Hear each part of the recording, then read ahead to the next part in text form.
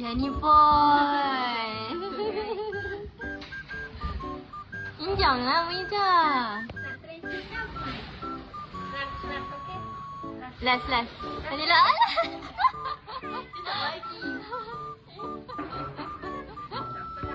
Kejarlah kakak pinjam jap. Aduh, dia tak kasih. Okey. Dah. Jangan gigit. Ya, kakak tak ambil.